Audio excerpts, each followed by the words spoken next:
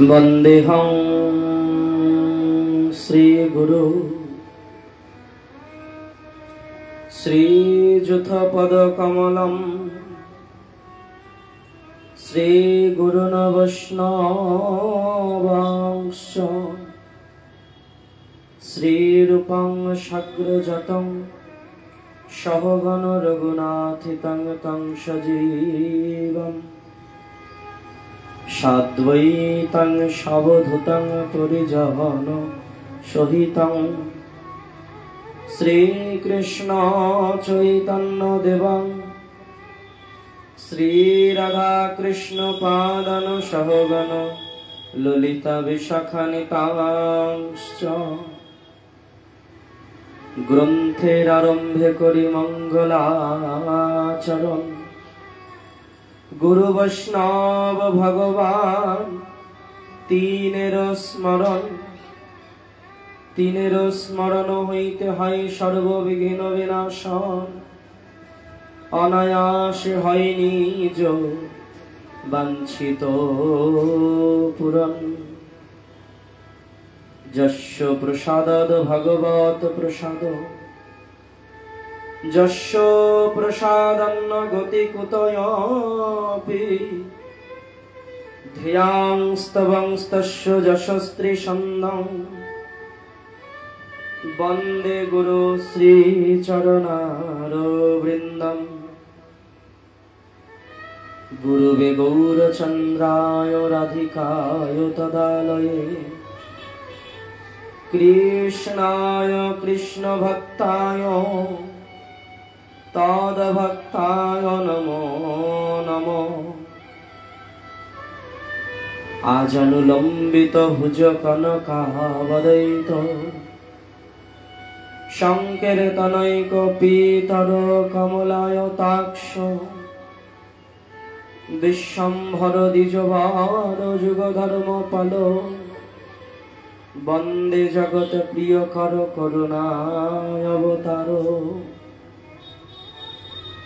नीलाचल निवासाय नित्याय परमात्मने बलभद्र सुभद्राभ्यां जगन्नाथाय ते नमः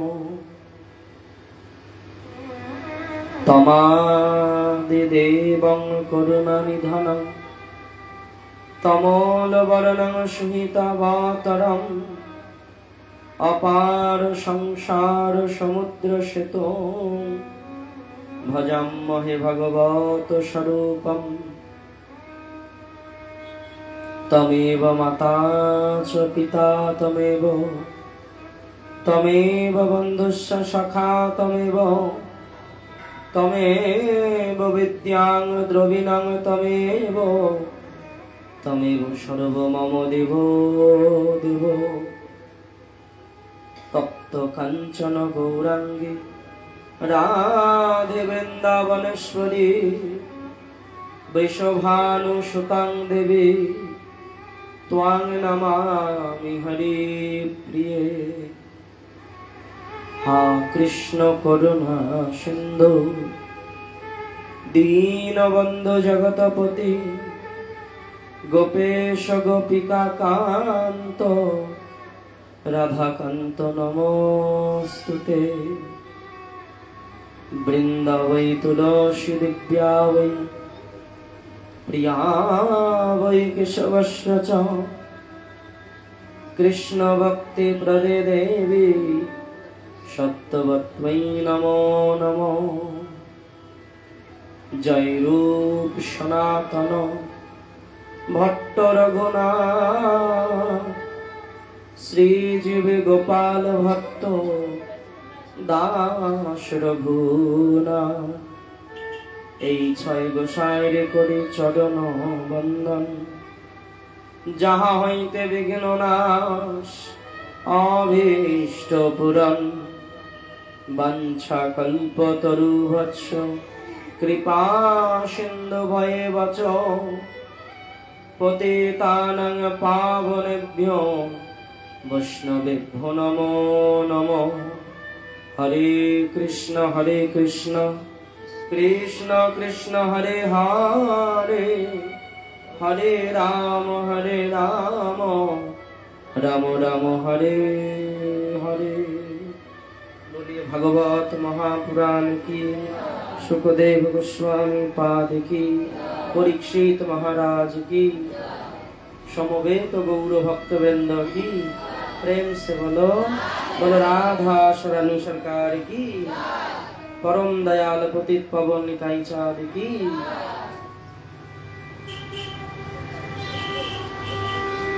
मोर प्रभु निताई गौरांग যাহা বলন বাণী, ইহা বিনা ভালো মন্দ মই কিছু নাহি জানি। মোর মুখে কৃষ্ণ কথা কহিছেন আপনি শ্রী গৌরাঙ্গ,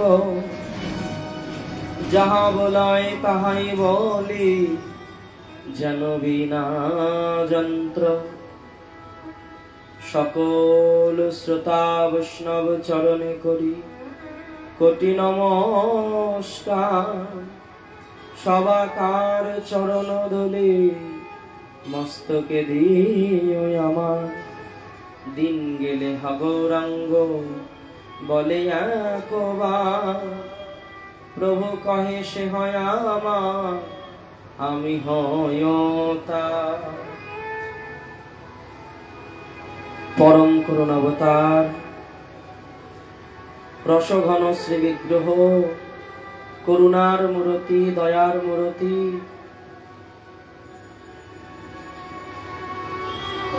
सचिर नंदन प्राण गौर तदीय अभिन्न तत्व परम करुणावतार जगाई माधाई शोधनकारी शंकर्षण बलराम नित्यानंद प्रभु तदीय कुलतिलक परमहंस परिव्राजक प्रातस्मरणीय अष्टोत्तर शत लीला प्रविष्ट श्री श्री तिनकरी गोस्वामी महाराज श्री चरण कमल आश्रित मोर आराध्यतम श्री गुरुदेव प्रातस्मरणीय परम पूज्यपाद लीला प्रविष्ट अष्टोत्तर शत श्री श्री सनातन दास गुरु महाराज चरण कमले अधमेर असंख्य असंख्य प्रणिपात। तदन्ते सकल अनंत कोटि विश्वेर अनंत ब्रह्मांडेर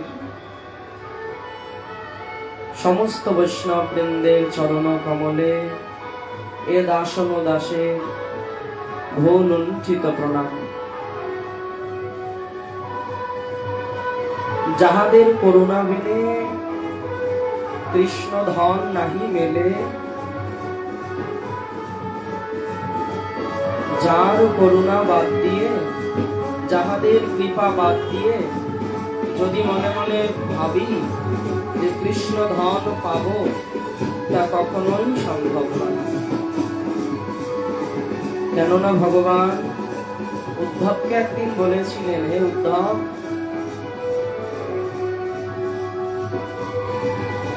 আমার পূজা তার থেকে বড় পূজা হলো আমার ভক্তের পূজা। আমাকে লাভ করার আমাকে পাওয়ার উপায় কেবল তারাই জানে। কোন পথে এগোলে, কোন কার্য করলে, কোন পথটা ধরলে আমার কাছে এসে পৌঁছানো যাবে সহজে, সেই পথটা কেবল আমার দাসানুদাস ভক্তরাই জানে। প্রেম সে বলো। যেমন তুলসীদাসজি প্রতিদিন রামায়ণ পাঠ করে, রামচরিতমানস পাঠ করে।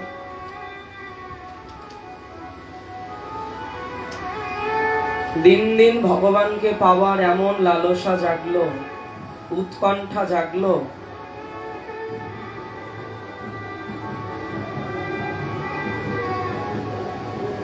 एक दिन তুলসীদাসজি যে শৌচ করতে যেতেন সঙ্গে একটা লোটা নিয়ে যেতেন।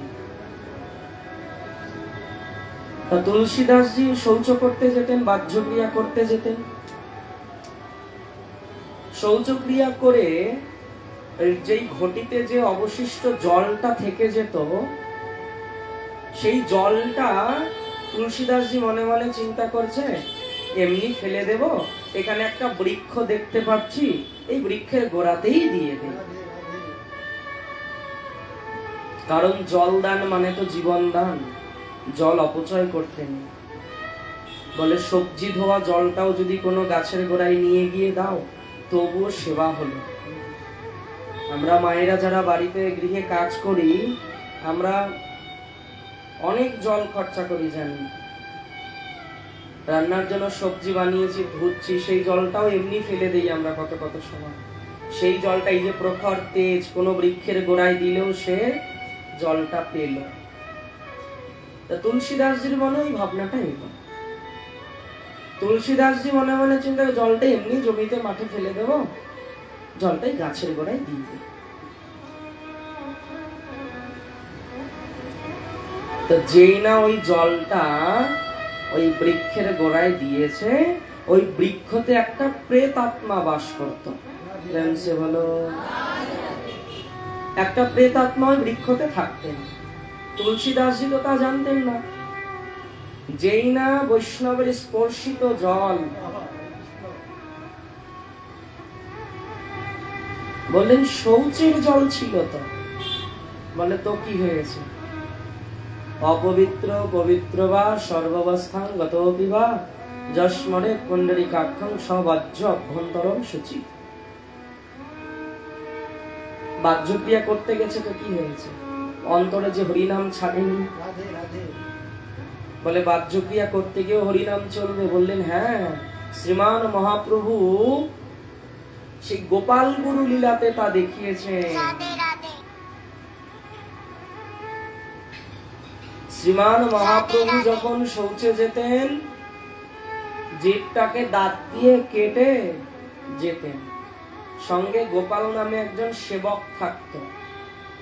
তো সেই সেবক প্রতিদিন লক্ষ্য করে এই সন্ন্যাসী প্রভু প্রত্যেকদিন জিহ্বাটাকে দাঁত দিয়ে কেটে রেখে, চেপে ধরে রেখে শৌচে যায়। তাই একদিন মনে মনে চিন্তা করলো যে প্রশ্নটা জিজ্ঞাসা করতে হবে প্রভুকে, কেন এরকম করেন? প্রভুকে যখন জিজ্ঞাসা করলেন, প্রভু বললেন, গোপাল, আমি তো একটা নোংরা কাজ করতে যাচ্ছি, বাহ্যক্রিয়া করতে যাচ্ছি। তুমি তো জানো সবসময় এই জিহ্বা নাম করতে করতে এমন একটা অভ্যাস করে ফেলেছে, এই নাম কিন্তু জিহ্বা ভোলে না। ভক্তগণ একবার বিচার করুন তো, মহাপ্রভু কেমন একটা কথা বললেন। বললেন নাম করতে করতে এমন একটা অভ্যাসে এসে দাঁড়িয়েছে জীবনে, আন কথা বলা তো দূরের কথা, সাংসারিক যে কোনো কর্মই করুক না কেন, কর্ম চলছে, কিন্তু নাম থামানো যাচ্ছে না। বলে সে তো ভগবান, তার সম্ভব। বললেন ভগবানের সম্ভব আর তার দাসের সম্ভব নয়। ভগবানের থেকে তার দাসরাই বা কম যায় কোথায়? ভগবানের থেকে তার নামের মহিমা তো তার দাসরাই বেশি ভালো জানে। কারণ যখন ভগবান রামচন্দ্র সেতু বন্ধন করছে, সবাই পাথর ফেলছে রাম নাম লিখে লিখে, পাথরগুলো ভেসে এক জায়গায় দাঁড়িয়ে যাচ্ছে। ভগবান মনে মনে চিন্তা করছে, আমার নামের এত মহিমা, আমি একটা ফেলে দেখি না কেন। ছোট্ট একটা খরগোশও নিয়ে নিয়ে ফেলছে। ভগবান যখন ওইভাবে একটু সবার আড়ালে গেল, বলছে যদি না ভাসে, একটা লজ্জার ব্যাপার, আমারই নাম আমি ফেলছি অথচ জলে ভাসছে না। একটু সবার থেকে প্রভু একটু আলাদা দূরে চলে গেল, সমুদ্রের তীর ধরে একটু দূরে চলে গেল। দূরে গিয়ে ওই নাম লিখে পাথরটা জলে ফেলেছে। কিন্তু ফেলা মাত্র জলে ডুবে গেল। তো ভগবান এদিক ওদিক দেখছে, পেছন থেকে হনুমান ডাক দিয়ে বলছে, প্রভু কেউ না দেখুক, আমি দেখেছি। শোনো, তুমি ভাবছো তোমার পাশে কেউ নেই, কিন্তু ভক্ত যারা হয় জানো, ভ্রমর যেমন, অলি যেমন ফুলের পেছন পেছন থাকে, ফুলের কাছে কাছেই থাকে সেই সুধা পান করার জন্য, ভক্তরাও ভগবানের চরণের আশেপাশেই থাকে, দূরে কোথাও যায় না। প্রেমসে বলো, তুমি হবে কল্প বৃক্ষ, আমি হব লতা, তব চরণে জড়ায়ে রব, ছেড়ে যাবে কোথা? কোথায় যাবে তুমি? এমন ভাবে জড়িয়ে থাকবো, তুমি ছেড়ে দিলেও যাবে না, তুমি যেখানেই যাবে। বলে যাবে না, কত প্রকার কষ্ট আসবে তোমার জীবনে তুমি জানো?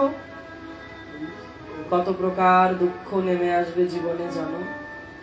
যে আমার চরণ ধরে তারই দুঃখ জীবনে নেমে আসে, তার সংসার সুখ আমি কেড়ে নেই, তার জাগতিক মায়া আমি তার বুকের থেকে ছিনিয়ে নেই। এই ছাড়া কি তুমি বাঁচতে পারবে বলো? যদি প্রকৃত ভক্ত হয় বলবে চোখ বন্ধ করে রাজি, কত জন্ম জন্মের প্রয়াস চলছে আমার এই মায়া ব্যাধিকে নাশ করার জন্য, কোন প্রকারেই সমর্থবান হচ্ছি না। যদি এবার হয়ে যায়, এবারও আশা আছে, এই জন্মেও বড় আশাবাদী, আশা ধরে রেখেছি যে দেহ অন্তিম হওয়ার আগে হয়তো মায়া ব্যাধি নাশ হবে। কবে হবে তা নিতাই চাঁদ জানে।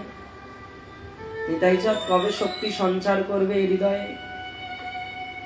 নিতাই চাঁদ কবে আমার চিত্তকে সংসারের থেকে নিজের চরণের দিকে আকর্ষণ করবে? যেমন ফুলের গন্ধে ভ্রমর আকর্ষিত হয়, না জানি নিতাই চাঁদ কবে সেই প্রকার আকর্ষণ করবে। হনুমান বললেন, দয়াময় শোনো, তুমি ভাবছো কেউ নেই, কিন্তু ভক্ত তো তোমার পেছন ছাড়ে না।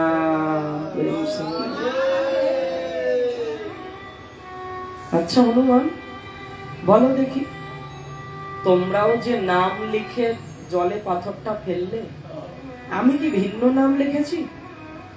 আমিও তো সেই 2 অক্ষর রাম লিখে ফেলেছি। তোমাদেরটা ভাসলো, আমারটা ডুবে গেল কেন? বলে প্রভু, তোমার নামের মহিমা তোমার থেকে ভালো যে তোমার দাসেরা জানে।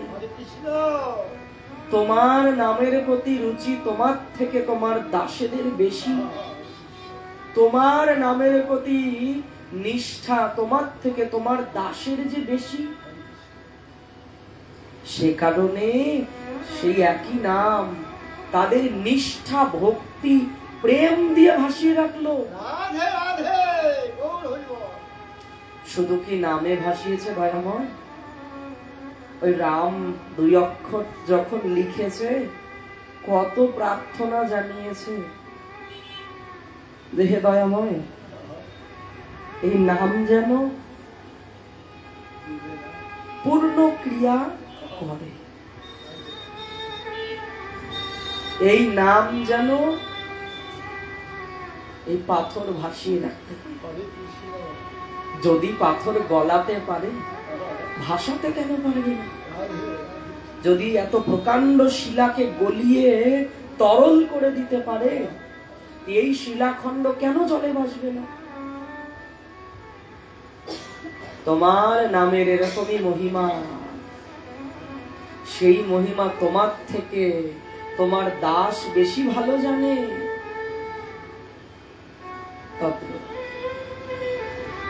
তুলসীদাস কি করলেন? যেই বৃক্ষের গোড়ায় জলটা দিয়েছে, অমনি সাধুর স্পর্শিত জল তো। কেননা প্রশ্ন হলো যে তিনি তো বাহ্যক্রিয়া করতে গেছিলেন, শৌচ করার অবশিষ্টাংশ জল, সেটা তো অপবিত্র হয়ে গেছে। ওই যে বললাম, যস্মরের পুণ্ডরীকাক্ষং সবাচ্য অভ্যন্তরম শুচি। নাম চলাকালীন যতক্ষণ নাম চলে ততক্ষণ পবিত্র, যখন নাম থেমে যায় তখনই আমি অপবিত্র। প্রেম সে বলো। এদিকে গোপাল গুরুতে কি করছেন মহাপ্রভু? বলছেন দেখো তুমি তো জানো আমার জিহ্বাকে যতই নিষেধ করি না কেন নাম বাদ দেবে না, আমি তো শৌচে যাচ্ছি, সে সময়ও যদি নাম উচ্চারণ হয়ে যায়, তাই জিভটাকে ধরে রাখি। গোপাল বলছেন বেশ, এই নাকি তোমার বিধান? হ্যাঁ, একই মুখে কয় প্রকার কথা হতে পারে? এই তুমি গীতাতে বললে কি, যে যে ভাব নিয়ে দেহ অন্ত হয় তার পরবর্তীতে সেই ভাবই প্রাপ্ত হয়। অর্থাৎ যে যা স্মরণ করতে করতে দেহ রাখবে, মৃত্যু হবে যার, সেই ভাবই সে পাবে। আচ্ছা, যদি শৌচে গিয়ে তোমার অন্তিম কাল উপনীত হয়,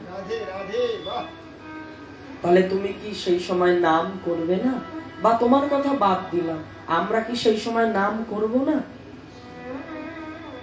শৌচে গিয়েও তো অন্তিম কাল আসতেই পারে, কত হচ্ছেও, বাথরুমে গিয়ে পড়ে গিয়ে ওখানেই প্রাণ ছেড়ে দিচ্ছে।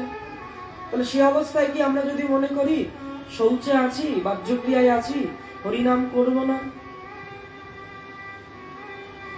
তাহলে তোমার মুখের কথা তো দুই রকম হয়ে যায়।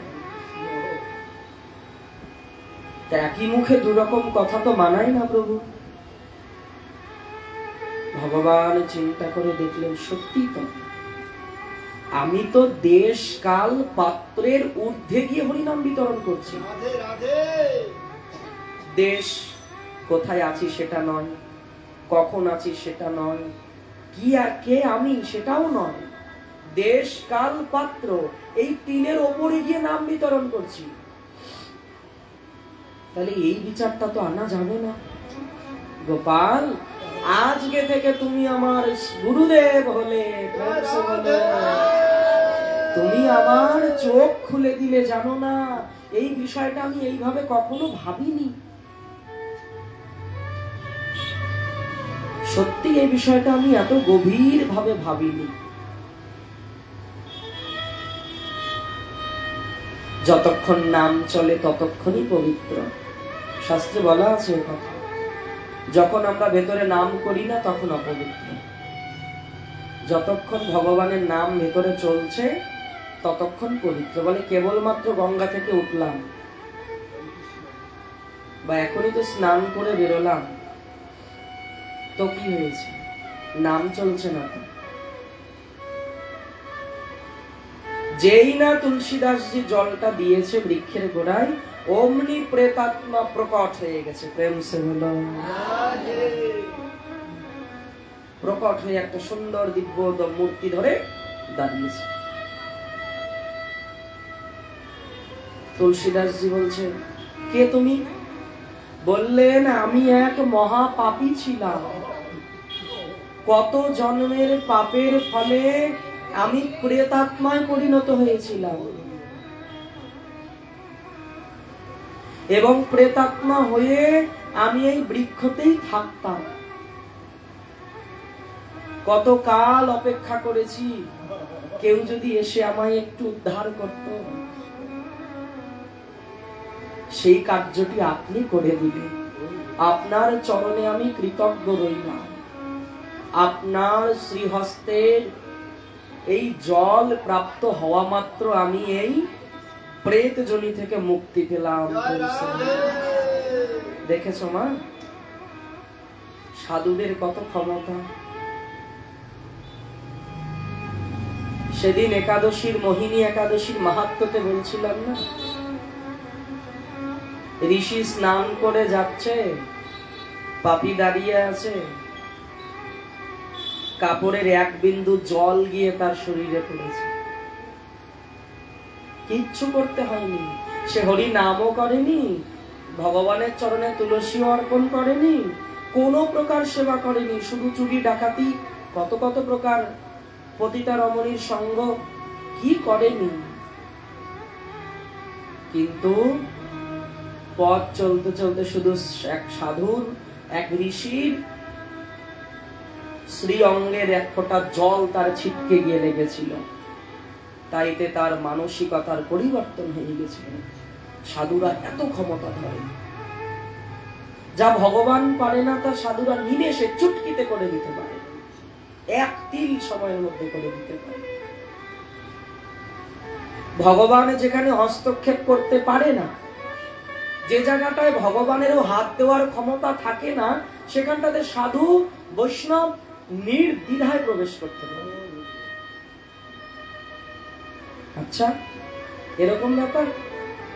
বলে হ্যাঁ, সাধু বৈষ্ণবের ভক্তের এমনই এমনই করুণা থাকে, এত শক্তি থাকে। কিসের শক্তি? বলে আমার হতে নাম বড়, সেই নামের শক্তি থাকে তার কাছে। ভক্তগণ একটু এগিয়ে গিয়ে বসুন, পেছনে ভক্তরা আসছে, একটু ধীরে ধীরে এগিয়ে আসুন। প্রেম সে বলো। এবার কি হলো? মন দিয়ে কানটা রাখো। বললেন এরকম আর দু একটা উদাহরণ দেওয়া যাবে? ভক্তের মহিমা। বলে কেন দেওয়া যাবে না? শোনো, আচ্ছা, যেই দিন মীরাকে মারার জন্য রানা বোমা ফেলেছিল, হ্যাঁ, মীরাজির দেওর ছিলেন রানা, মীরাকে বিবাহ করতে চেয়েছিল, সেই প্রস্তাবে রাজি হয়নি মীরা। তাতে মীরার প্রতি এত ক্ষোভ। মীরা যে প্রাসাদে তার স্বামী যে প্রাসাদ আলাদা করে বানিয়ে দিয়েছিল গিরিধারীর জন্য, সেই প্রাসাদে গিরিধারীকে নিয়ে থাকতো। রানা কত প্রকারে চেষ্টা করছে মীরাকে পাবার জন্য। মীরা একই কথা বলে, তুমি আমায় পাবে কি হে? আমি আমার দেহ মন সর্বস্ব তো গিরিধারীর চরণে কবেই দিয়ে রেখেছি। সেই বালিকা কাল থেকেই তো আমি স্বামী রূপে গিরিধারীকেই বরণ করেছি। জাগতিক স্বামী সেজন্য কোনোদিন আমাকে বাধা দিল না, আর তুমি দেওর হয়ে তুমি আমাকে এত বিরক্ত করছো। বোমা ফেলে দিল, তোপ দিয়ে আঘাত করলো। কি দেখা গেল? প্রাসাদ ভেঙে চুরে চুরমার, অথচ মীরাবাইয়ের শরীরে একটা আঁচড়ও লাগে। গিরিধারীকে জড়িয়ে ধরে নিয়ে বসে আছে। এতে যখন কাজ হলো না, আরো কত কি করেছে। বলে আরো, এরপরেও আরো। বলে হ্যাঁ, কি করেছে জানো? একদিন এক বৈষ্ণবের হাত দিয়ে কালকুট বিষ পাঠিয়েছিল। বিষ কা পেয়ালা রানা মে ভেজা, পীবত মীরা হাসি। বিষ বলে পাঠালে তো নেবে না, বলল গিয়ে বলবে এটা জগন্নাথের, পুরী ধামের জগন্নাথের চরণামৃত। আর যাত্রার হাতে পাঠালে তো নেবে না মীরা, তাহলে একজন বৈষ্ণবের হাতে পাঠাতে হবে। কারণ বৈষ্ণবরা তো বৈষ্ণব ছাড়া অন্য কারো হাতে প্রসাদ গ্রহণ করে না। সদাচারী ব্যক্তি সদাচারী না হলে প্রসাদ নেয় না। এটা যাত্রার হাতে পাঠালে তো কাজ হবে না। কি করলো? জোর করে একজন বৈষ্ণবকে নিয়ে এসে, বৈষ্ণব রাজি না হওয়া সত্ত্বেও জোর করে সেই বিষ মীরার মহলে পাঠালো। গিয়ে সজল নয়নে বলছে, মীরা এই নাও জগন্নাথের চরণামৃত। যে মীরার যে একজন অঙ্গ সেবক সবসময় থাকতেন, তিনি ছুটে এসে বলছে, কই দেখি, আগে আমাকে দেখাও, আমার সখীকে দেওয়ার আগে আমাকে দেখাও। এইবার সবাই মিলে বলছে, বলো হরে কৃষ্ণ কৃষ্ণ কৃষ্ণ হরে হরে, হরে রাম রাম রাম হরে হরে। জোরে জোরে, ওটা যেন ছাপিয়ে যায়। আরো জোরে, হরি বল।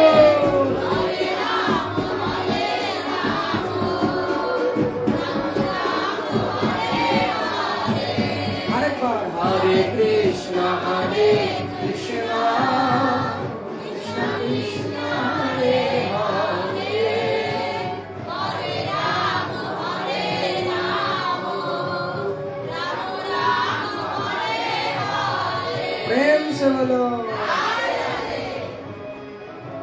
সখী এসে বলছে, কই দেখি দেখি,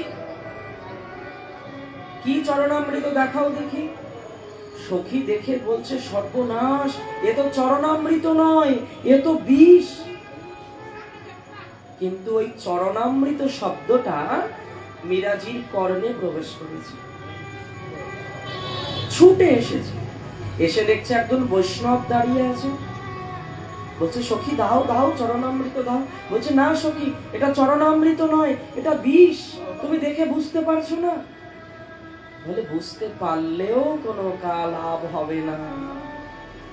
এক ভক্ত নিয়ে দাঁড়িয়ে আছে আর বলছেন জগন্নাথের চরণামৃত।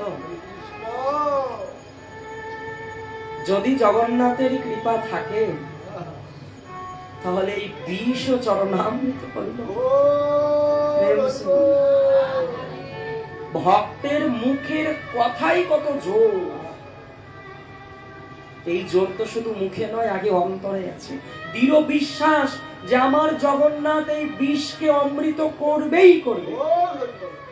এই বিশ্বাসটাই তো আসে না। কেড়ে নিল সখীর হাত থেকে। কে কেড়ে নিয়ে চরণামৃত। অকাল মৃত্যু হরে নাম সর্বব্যাধি বিনাশনম বিষ্ণুপাদতম বিদ্যা শিরস্ব ধর্মহম বলে চরণামৃত নিয়ে নিল। প্রেম সে বলো, কিচ্ছু হলো না। সত্যি সত্যি দেখলো সেই বিষের মধ্যে তুলসী দল চরণামৃত হয়ে আছে। এত প্রেম জাগলো মীরার। সখীকে বললো, সখী প্রতিদিন আমি গিরিধারী লালকে ভজন শোনাই, আজকে শুধু ভজন শোনাবো না, সঙ্গে নাচবো। পাগ ঘুঙুর বাঁধ মীরা নাচিরে। প্রেম সে বলো, ঘুঙুর বেঁধে গান গাইছে আর নৃত্য করছে মহলে। এই নূপুরের ধ্বনি পৌঁছে গেল রানার প্রাসাদে। কি খবর? এতক্ষণে তো মীরার মারা যাওয়ার কথা। এই বৈষ্ণবকে নিয়ে আসো। ও কি বিষ দেয়নি? প্রহার করতে লাগলো। তুমি বিষ দাওনি? দিয়েছি তো। যদি অন্তরে জগন্নাথের কৃপা শক্তি থাকে, বিষ ও অমৃতে পরিণত হতে কি লাগে বলো?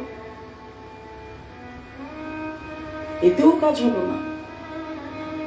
মীরাজির শাশুড়ি মা একদিন মনে মনে চিন্তা করে, কোনো প্রকারেই কিছু করা যাচ্ছে না, এবার একটা চেষ্টা আমি করে দেখি। কেন? মীরাজি যে সংসার না করে গিরিধারী লালের সংসার করছে, সেজন্য সংসার তাকে দেখতে পারছে না। এটাই তো ভগবান বলছে গো, যদি তুমি আমাকে পেতে চাও সংসার ভুলে যেতে হবে। তোমার হৃদয় থেকে সংসার সুখ কেড়ে নেওয়া হবে। তাতেও যদি তুমি রাজি থাকো তবে ভেবে দেখবো তোমায় নেওয়া যায় কি না যায়। আর আমার তো সেই সংসার তুচ্ছ বাসনাই যায় না।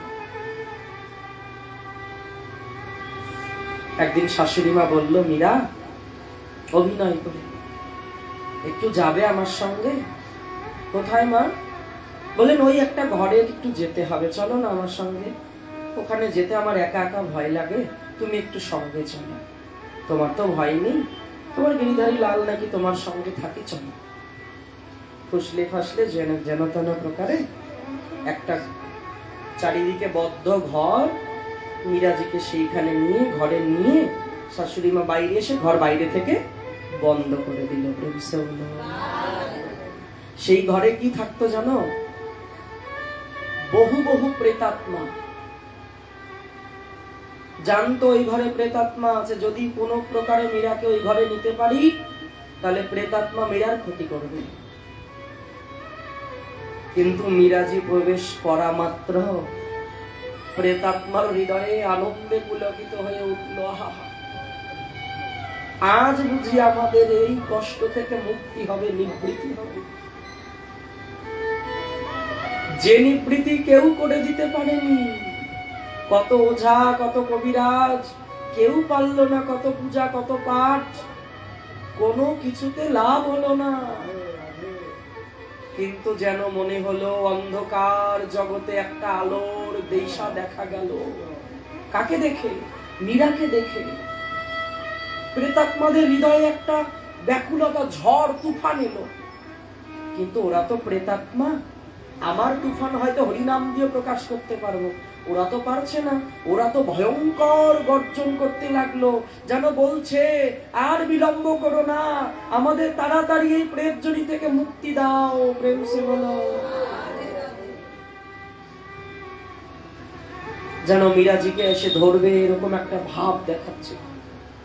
মীরাজির তো কোনো ভয় নেই, কারণ যে মনে ভয় পাবে সে মন তো দিয়েছে গোবিন্দকে, সে মন তো তার কাছে নেই।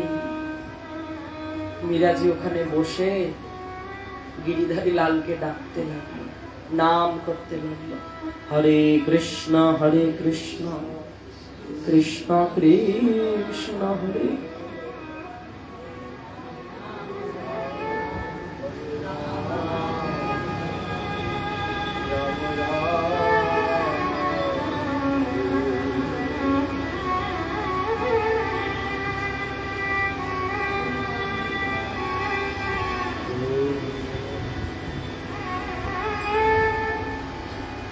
মীরাজি নাম গাইছে, হরে কৃষ্ণ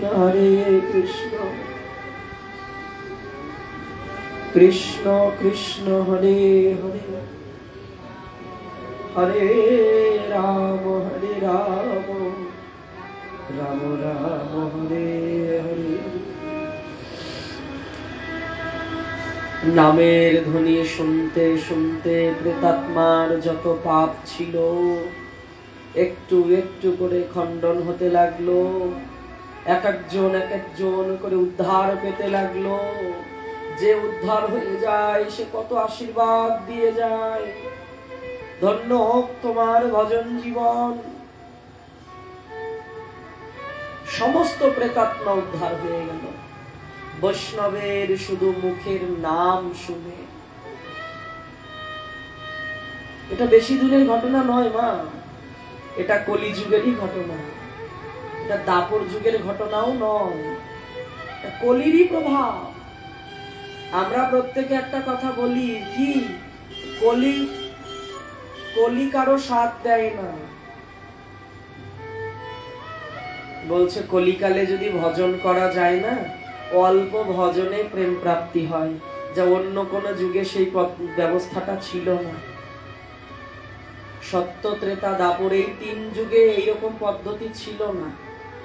নাম করলেই প্রেম, নাম বলা মাত্র চোখে জল, এই ভাব অন্য কোন যুগে ছিল না। কারণ অন্যান্য যুগে মহাপ্রভু ছিলেন না, আর এই পদ্ধতি তো মহাপ্রভু এসে দিলেন, আমাদের নিতাই চাঁদ দিলেন। নামের প্রত্যেকটা অক্ষরের ভেতরে ভেতরে ঠেসে ঠেসে প্রেম ভরে রেখেছে। বলছে যে একবার ওই নাম ধরবে, যে একবার ওই নাম ধরতে হবে না, বলে অনেক দূরের কথা, কি করতে হবে? বলছে যে নাম করছে তার বদনের দিকে চাইলেই হবে। বলছে যে নাম গাইতে গাইতে চোখে জল ঝরাচ্ছে, তার বদনের দিকে শুধু একবার তাকাও, দেখবে তোমারও অন্তর বিগলিত হবে। সাধু মুখে হরি নামামৃত একটু শ্রবণ করো, তোমারও সে ভাব হবে, হতে বাধ্য। ছোঁয়াচে রোগ, এই মারাত্মক ছোঁয়াচে রোগ, এমন দ্রুত প্রতিক্রিয়া করে। এরকম ব্যাধি বোধ হয় জগতে আর একটাও নেই, এত শক্তিশালী ব্যাধি। আর এই ব্যাধি যদি একবার কারো ধরে যায়, জগতে কেউ এমন ঔষধ তৈরি করতে পারেনি যে ব্যাধি সারানো যায়। এ ব্যাধি দিন দিন বাড়ে, দিন দিন ব্যাকুলতা, দিন দিন উৎকণ্ঠা বাড়ে। নিতাই বলতে সজল হয়, নিতাই বলতে অন্তর বিগলিত হয়, নিতাই বলা লাগে না, নি বলা মাত্র অজ্ঞান হয়। প্রেম সে বলো। এত শক্তিশালী একটা ব্যাধি, কিন্তু এ সমস্ত মহিমা, এ সমস্ত লীলা কে দেখালো? বললেন হে প্রভু, তোমার দাস ছাড়া এই মহিমা কেউ প্রকাশ করতে পারবে না।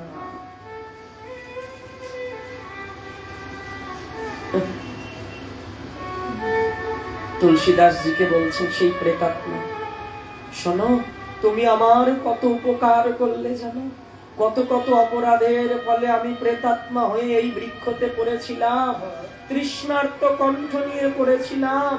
কেউ এসে যদি একটু উদ্ধার করে, তুমি শুধু আমার তৃষ্ণা মেটাওনি, আমাকে এই বদ্ধ থেকে মুক্ত করেছো। বলো, আমি তোমায় কিছু দিতে চাই, তুমি কিছু নেবে?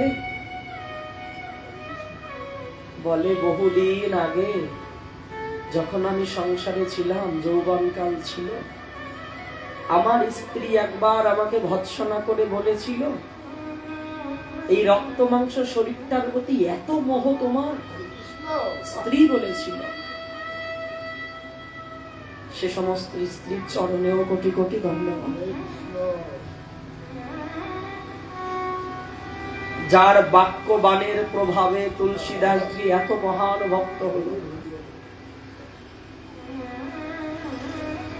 এই যে রক্ত মাংস শরীরটার প্রতি তোমার এত মোহ, এত মায়া, এত আকৃষ্ট তুমি এর প্রতি, এই সমস্ত যদি তুমি রাম ভগবানের চরণে দিতে, রামচন্দ্র ভগবানের চরণ কমলে দিতে, এটা তো অনিত্য সুখ, সেখানে নিত্য সুখ পেতে।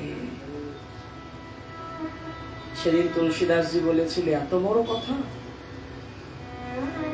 তোমাকে ভালোবাসি দেখে এত ঝড় বৃষ্টি তুফান, একটা মৃত শরীরকে ধরে নদী পার হয়ে এলাম, আর আসা মাত্রই তুমি আমাকে ভৎসনা করছো, আমাকে তিরস্কার করলে। যাক, তোমার কথাটাই ধরে নিলাম। সেদিন থেকে তুলসীদাসজি ভগবানের সেবা করতে লাগলেন। তার প্রভাব এখন বলছে, শোনো না, তোমার যদি কিছু দেওয়ার ক্ষমতা থাকে বলে দাও না, কেমন ভাবে ভগবান রামচন্দ্রকে পাবো।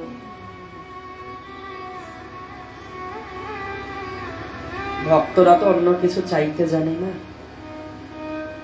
সব চাওয়া পাওয়া যেখানে শেষ, সেখানেই ভগবান। ভেবে দেখুন ভক্তগণ, হৃদয়ে প্রচুর চাওয়া পাওয়া, তাই ভগবান আমার থেকে অনেক দূরে। যেদিন সমস্ত চাওয়া পাওয়ার শেষ করতে পারবো জীবনে, এক নিতাই ভিন্ন কিচ্ছু চাইবো না যেদিন, সেদিন কি নিতাই চাঁদ দূরে থাকতে পারবে? যদি তিনি করুণার অবতার হয়, দয়ার অবতার হয়, আমার মতো পতিত দুঃখী জন দেখে কি দূরে থাকতে পারবে? পারবে না।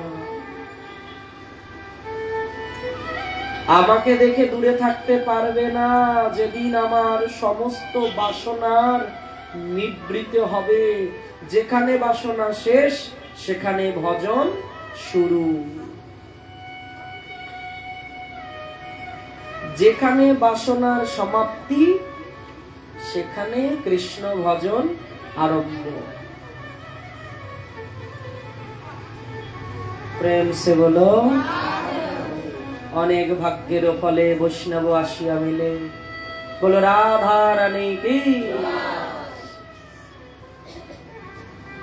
এইবার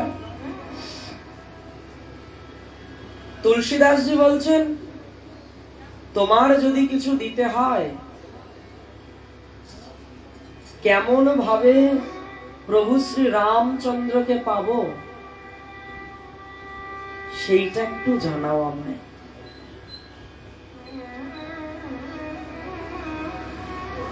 সেই প্রেত বলছেন, শোনো, আমি তো প্রেত,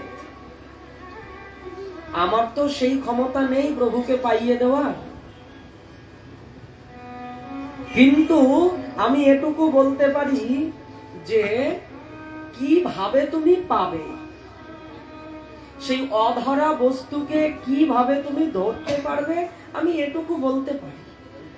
তোমাকে পথ দেখাতে পারি, কিন্তু হাঁটতে হবে তোমাকে।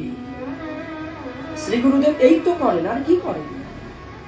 শ্রী গুরুদেব আমার কানখানা ধরে ভুল পথের থেকে টেনে বের করে এনে সঠিক পথের মোড়ে এনে দাঁড় করায়, বলে এই নাও সঠিক তোমার পথ, তুমি চলা আরম্ভ করো। যদি চলতে গিয়ে তোমার কোনো উষাট লাগে, পড়ে যাও, আমি তোমায় টেনে তুলবো, তুমি ভয় করো না, চলো, তোমার পেছনে আমি শক্তি সঞ্চার করে দাঁড়াবো। প্রেম সে বলো। তুলসীদাসজিকে বলছেন সেই প্রেত, শোনো, ভগবানকে আমি হয়তো পাইয়ে দিতে পারবো না, কিন্তু কিভাবে পাবে, কার মাধ্যমে পাবে, এই পথটা আমি দেখাতে পারি। বলছে এই তো উত্তম। সরাসরি পাওয়া আর একটু কষ্ট করে পাওয়া, এই দুটো বস্তুর মধ্যে আকাশ পাতাল তফাৎ। বলছে একটা ধনীর ঘরের ছেলে সহজে যা চায় তা পেয়ে যায়, তাতে কি হয়, সেই দ্রব্যটার প্রতি মূল্যহীন হয়ে যায় তার ভাব।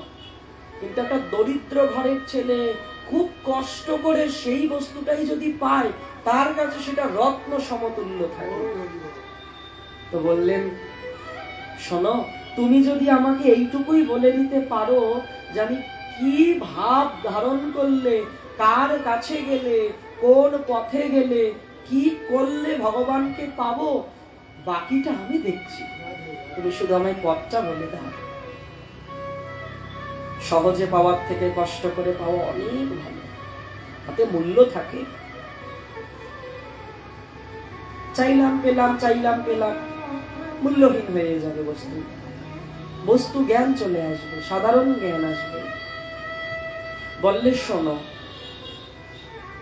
ভগবান শ্রী রামচন্দ্রকে পাইয়ে দিতে পারে কেবলমাত্র একজন। কে? বললেন সে রাম ভক্ত হনুমান। সে ছাড়া, তার আনুগত্য ছাড়া, তার কৃপা ছাড়া, তার দয়া ছাড়া কখনোই সেই মর্যাদা পুরুষোত্তমকে পাওয়া সম্ভব নয়। সেই তো দ্বিধায় ফেলে দিলে। সে তো বাচ্চা বাচ্চাও যে বলতে পারে হনুমানের সম্পদ হনুমানের অনুমতি ছাড়া পাবো না, গৌর সম্পদ নিতাই চাঁদ না দিলে পাবো না, আর গৌর হরি কৃপা না করলে ব্রজরাস আস্বাদন হবে না। এ তো জড়িত কথা, একটার সঙ্গে একটা লেগেই আছে। কেন নিতাই বিনে ভাই রাধা কৃষ্ণ পাইতে নাই, দৃঢ় করি ধরণিতার পায়। কিন্তু তুমি তো বলছো হনুমান ছাড়া কেউ দিতে পারবে না, সে তো আমিও বুঝলাম, কিন্তু হনুমানকেই বা পাবো কোথায়? গল্প তো এখানেই বড় একখানা, আমি হনুমানকে কোথায় পাবো? ভগবানকে প্রসন্ন করার থেকে ভক্তকে প্রসন্ন করা আগে। ভক্ত প্রসন্ন হলে ভগবান এমনি প্রসন্ন। তাহলে সেই যদি আমি হনুমানকে কেমন করে পাবো, সেইটাই তুমি বলে দাও। বললেন শোনো, সেই প্রেত বলছেন, তুলসীদাসজি, তুমি যখন রামায়ণ কথা, রামচরিত্র কথা আলোচনা করো, হনুমান এত লোভী, যেখানে রাম লীলা হয়, যেখানে রাম কথা হয়, সেখানে এসে সে চুপ করে বসে বসে কথা আস্বাদন করে। বলে সে তো কত ভক্ত আসে, আমি যখন রাম কথা আলোচনা করি, ভগবানের লীলা কথা আলোচনা করি, অগণিত ভক্ত বসে থাকে, আমি সেখান থেকে হনুমানকে বাছাই করবো কেমন করে? বলে শোনো, সব ভক্তের ভাব সমান নয়। ভক্তগণ, এই যে আমরা যারা এখানে বসে আছি, সবার মনের ভাব কি এক স্তরের? না। স্থূল, প্রবর্তক, সাধক, সিদ্ধি, এই তো চারটা স্তর। দেখা গেল আমি স্থূলে আছি, কেউ কেউ প্রবর্তকে আছি, কেউ সাধক পর্যায়ে আছি, বা কেউ সিদ্ধি পর্যায়ে আছে। স্থূল মানে কি? বললে এখনো ভগবানকে বিশ্বাস করি না, মানি না, ভগবানের শক্তিকে বুঝি না, বিশ্বাস করতে চাই না। স্থূল প্রবর্তক সাধুসঙ্গ হতে হতে স্থূল পর্যায়টা পার হয়ে যাবে। অর্থাৎ তখন কি আসবে? ভগবানের প্রতি একটা বিশ্বাস আসবে। সে যে কারণেই হোক, সে ভয় পেয়ে হোক আর লোভে পড়েই হোক, আসবে। বলে ভগবানের প্রতি বিশ্বাস এই দুই প্রকারেই আসে, হয় ভয় পেয়ে আর নইলে লোভে পড়ে। কিরকম ভয়? বলে পাপের ভয়, নরকের ভয়। নরকের ভয় পেলে ভগবানের ভজন আরম্ভ করি, আর নইলে লোভে পড়ে। কি লোভ? জাগতিক লোভ না, আমি জাগতিক লোভের কথা বলছি না, সে তো ভুরি ভুরি আছে, সবার অন্তর জানে। কি লোভ? বলছে আমাকে দেহ থাকতে থাকতে কিছু পেতে হবে। এটাও খুব উচ্চ পর্যায়ে, বাদ দিলাম এ কথা, জাগতিক লোভের কথাই বলি। কেউ হয়তো বলে দিল, শোনো, হরিনাম করলে সমস্ত বিঘ্ন দূর হবে, তোমার সংসারের আয় উন্নতি হবে, এই হবে সেই হবে। তাই নাকি? হরিনাম করলে এরকম হবে? বেশ, খুব ভালো কথা। তাতে যদি সংসারে একটু টাকা পয়সা আসে, দুঃখ দুর্দশা কাটে, দুর্ভিক্ষ যায়, ভজন আরম্ভ হয়ে গেল, এটাও লোভে পড়ে। কিন্তু যে করেই হোক, হয় ভয় পেয়ে আর নইলে লোভে পড়ে, এই দুই প্রকারে ভগবানের প্রতি একটু একটু একটু একটু বিশ্বাস জন্মায়। এটা গেল প্রবর্তক। এবার প্রবর্তক স্তরটা যখন শ্রী গুরু মহারাজের করুণাতে বা এই প্রবর্তক পালন করতে করতে শ্রী গুরুদেবের সঙ্গ লাভ হবে। যখনই প্রবর্তকে পৌঁছাবো, তখন ওই যে সাধু মুখে শুনবো, গুরুদেবের প্রয়োজন আছে, সাধু সঙ্গ প্রয়োজন আছে, হরিনাম প্রয়োজন আছে, এই যে ভাবতে ভাবতে তখন আমার মন খুঁজবে একজনকে, একজন পথ প্রদর্শক, নামদাতা, প্রেমদাতা পেলাম। শ্রী গুরু মহারাজ বিভিন্ন প্রকার উপদেশ প্রদান করলেন। এবার এই উপদেশগুলো পুঙ্খানুপুঙ্খভাবে পালন করাটাকে বলা হলো প্রবর্তক পার হয়ে সাধক। যখন সদ্গুরু ভগবান শাস্ত্র আজ্ঞা, গুরু আজ্ঞা, বৈষ্ণব আজ্ঞা, এই তিন আজ্ঞা পুঙ্খানুপুঙ্খভাবে আমি জীবনে ধারণ করেছি, পালন করছি, জীবনে নামাতে পেরেছি, এবং ধীরে ধীরে ধীরে ধীরে একটু একটু করে তৃষ্ণা জাগছে, এটা সাধক পর্যায়ে। আর এর যখন ওপরে যাবে সিদ্ধি, তখন তো বলার কোনো অবকাশই থাকে না। তাহলে আমরা তো সবাই এখানে সমান স্তরের না, কেউ ক্লাস 1-এ পড়ছি, কেউ ক্লাস 3-তে পড়ছি, কেউ 5-এ পড়ছি, কেউ কলেজে পড়ছি।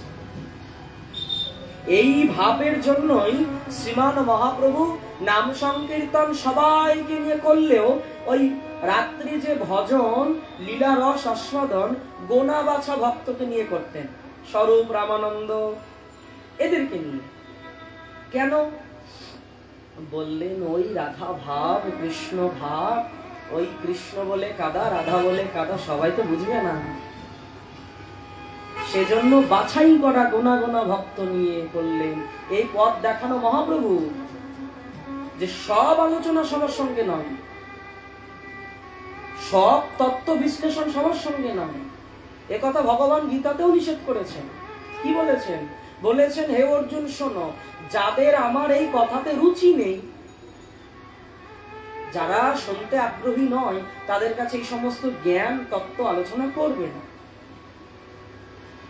এবার দেখা গেল এমন স্তরের লোক আছে যারা একবারেই পছন্দ করে না, আবার কিছু কিছু ব্যক্তি আছে কিছুটা পছন্দ করে, কিছুটা করে না, আবার একজন আছে খুব পছন্দ করে। 3 প্রকার জগতে 3 প্রকার ব্যক্তি হয়, পাপী এবং খুব পুণ্য করেছেন এরকম ব্যক্তি, আর পাপ পুণ্য মিশ্রিত এরকম ব্যক্তি। 3 প্রকারই তো হয়, খুব পুণ্যার্থী, খুব পাপী, আর পাপ পুণ্য মিশ্রিত। পাপও কিছু আছে, পুণ্যও কিছু আছে। তুলসীদাসজি বলছেন, তাহলে চেনার কি কোনো উপায় নেই? সাধু বাজারে তো ভক্ত বিচার করা যায় না, সেখানে বলছেন সবাই নাকি সমান হয়। তাহলে আমি কেমন করে খুঁজে বের করব? শোনো, লক্ষণ বলে দেই। কি করবে জানো? সবার প্রথমে আসবে, যেন বিলম্ব না হয়। এই মনে মনে ভাবছে আজকে গরম পড়েছে, সূর্যটা একটু ডুবুক, কথা অর্ধেক শেষ হয়ে যায়, যাক ভাগবাক অর্ধেক পাই, একটু তো পাবো, পরেই যায়। গরম পড়েছে, আজকে থাক। অর্থাৎ বুঝতে হবে এখনো হৃদয়ে হরি কথার প্রতি সেই লোভটা এখনো পরিপূর্ণভাবে পাইনি আমার হৃদয়। ওই জন্য এখনো বাধা। হ্যাঁ, বাধাটা আলাদা জিনিস। বাধা পায় শরীর, মন বাধা পায় না, মন ছুটে যায়। গোপিকা গানের কি হয়েছিল রাসমঞ্চে? দেহ বেঁধে রাখলেও কি হলো? হাত বান্ধবী, পা বান্ধবী, মন বান্ধবী, কেমন?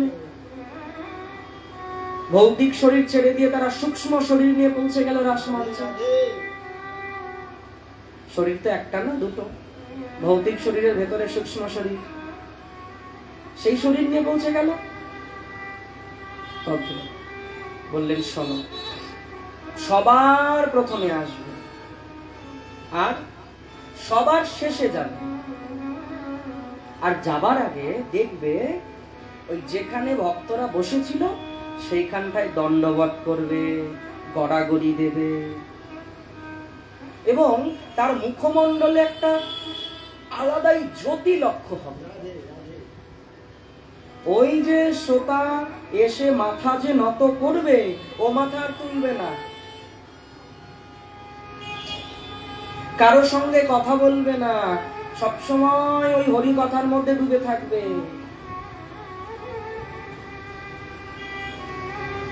সাধু দেখলে যাইছে না, হ্যাঁ, দেখবে তার চোখ দুটো সবসময় রক্তিম হয়ে থাকে। কেন গো রক্তিম কেন? বলে রাম নাম করতে করতে সজল নয়ন যে কখনো শুকায় না গো। নয়ন শুকাবে তবে তো, নয়ন তো শুকায় না, তাই নয়ন রক্তিম বর্ণ হয়ে থাকে সর্বদা। দেখবে কারো সঙ্গে কথা বলবে না, চুপ করে আসবে, বসবে, কথা শুনবে, প্রণাম করবে, গড়াগড়ি দেবে, অঙ্গে ধুলি মাখবে, প্রস্থান করবে। এই রকম ব্যক্তিকে তুমি কি করবে জানো? গিয়ে ধরবে। বললে তাহলে আমি ভগবান পাবো?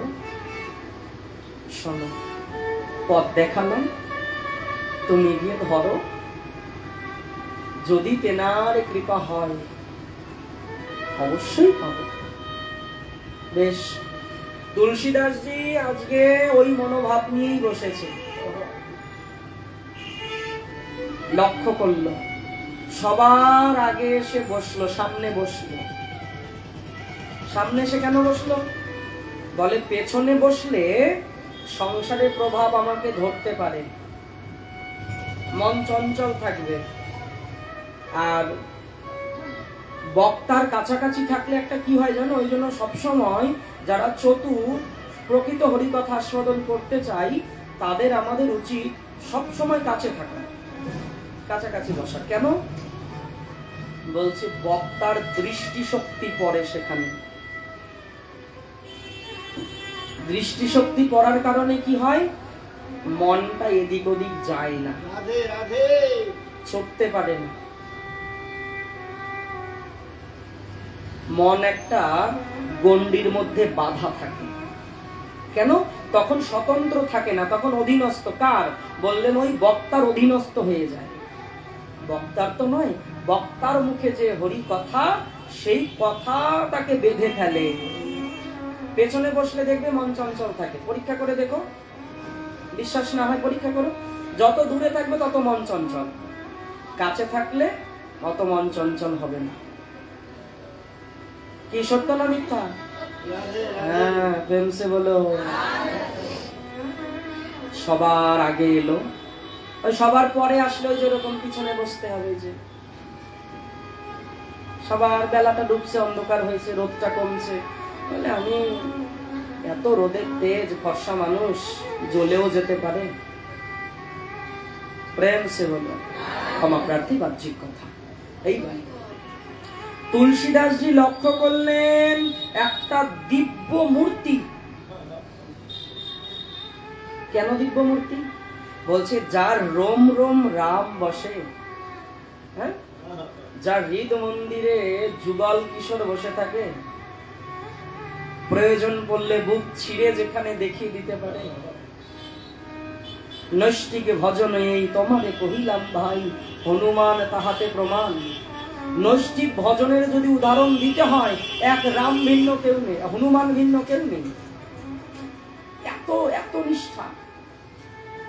যেদিন হনুমান মুরারি গুপ্ত হয়ে নবদ্বীপে এলো, গৌরহরিকে ভালোবাসে না।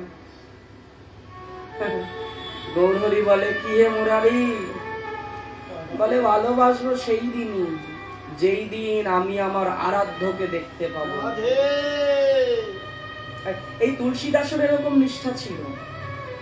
তুলসীদাসজি একদিন শ্রীক্ষেত্র গেল জগন্নাথ দর্শন করতে। তা তুলসীদাসজি যখনই জগন্নাথ মন্দিরে প্রবেশ করেছে, তো জগন্নাথের বিগলিত স্বরূপ, পৃথিবীতে ভগবানের তো ওরকম আর স্বরূপ নেই। কেন বিগলিত? বলছে প্রেমে বিগলিত। রাধা কথা শুনতে শুনতে, রাধা মহিমা শুনতে শুনতে, গোপী প্রেম শুনতে শুনতে যার অঙ্গ গলে গেছিল সেই রূপ। তো নারদ মুনি প্রার্থনা করেছিল, দয়াময় এই যে তোমার রূপ, এই রূপ কি জগৎবাসী দেখতে পাবে না? বলছে পাবে, কলিযুগে আমি দারু ব্রহ্ম রূপে প্রতিষ্ঠিত হব শ্রীক্ষেত্রে, তখন এই রূপ সবাই দর্শন করতে পারবে। শ্রীক্ষেত্রে সেই বিগলিত রূপ, চোখ নেই, নাক নেই। তুলসীদাসজি যখন শ্রীমন্দিরে প্রবেশ করেছে, গর্ভগৃহে গিয়ে জগন্নাথজিকে দেখেই চোখ বন্ধ করে রাম রাম করতে করতে মন্দির থেকে দৌড়ে বেরিয়ে গেল। কি দেখলাম, কি দেখলাম, কি দেখলাম।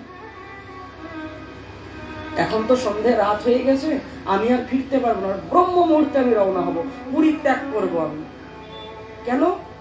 যে ভগবানের এইরকম রূপ, বিভৎস রূপ, গলে গেছে ভগবান। এই চিন্তা করে যখন রাত্রে শয়ন গেছে, সাক্ষাৎ জগন্নাথ অন্তরে প্রকট হয়ে বলছেন, এই একমাত্র দায়ী, এই আমার এই রূপের জন্য একমাত্র দায়ী তুমি। ভগবান বলছে তুলসীদাসজিকে, বলছে কেন? বলছে তুমি এক জায়গায় চপাই লিখেছো না? কি বলে? বিনা নয়নে জগৎ দেখে, বিনা কানে জগতের কথা শোনে, বিনা হাতে জগৎকে কৃপা করে। তুমি তো আমাকে ওখানে সব চোখ নেই, কান নেই, নাক নেই, হাত নেই, ওই তো লিখে রেখেছো। তো ভক্ত যা বলে আমি তো তাই সত্য করি। আর তুমি আমার এই রূপকে পছন্দ করছো না, হয় আমার এই রূপকে ভালোবাসো, আর নইলে কি ওই চোপাই যে লিখেছো ওটা কেটে দাও, মুছে দাও, যে ভগবানের চোখ নেই, হাত নেই, নাক নেই, কান নেই। তুলসীদাসজি বলছেন, বাবা বলিহারি ভগবানের লীলা, কার দোষ কার ঘাড়ে দিয়ে দিল। সেদিন থেকে জগন্নাথের প্রতি ভালোবাসা দৃঢ় হয়ে গেল।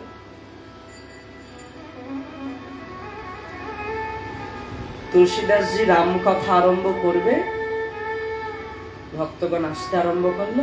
প্রথমে এসে প্রণাম করে সুন্দরভাবে শান্ত হয়ে বসে মাথাটা নত করে রইল। দিব্য প্রকাণ্ড শরীর। ধীরে ধীরে অনেক ভক্ত এসে বসলো। রাম কথা যে আরম্ভ হলো, ঝরঝর করে হনুমানের নয়ন থেকে জল পড়ছে।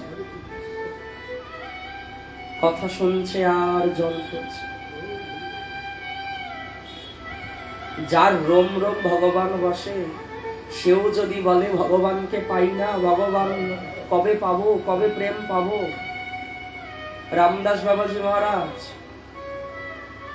নিতাই গৌর যার অন্তর মন্দিরে বসে থাকে, সে রাধাকুণ্ডে রঘুনাথ দাস গোস্বামী সমাধির পাশে গিয়ে পড়ে পড়ে বলে, আমার নিতাই বলা হলো না, আমার গৌর বলা হলো না, আমার নিতাই পাওয়া হলো না, আমার গৌর পাওয়া হলো না। মহন্তগণ এসে বলছে, আচ্ছা বাবা সত্যি করে বলো দেখি, তুমি নিতাই পাওনি? গৌর প্রেম তুমি পাওনি? ধীরে করে বলছে, পেয়েছি তো। হারানোর তো ভয় আছে।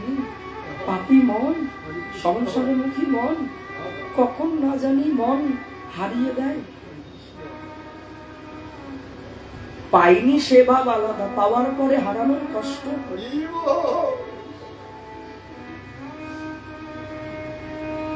মহাত্মাগণ বিচার করে বললেন, শোনো, যদি দাস গোস্বামীর সমাধির চারিদিকে খোঁড়া হয় না, খনন করা হয়, কি পাওয়া যাবে জানো?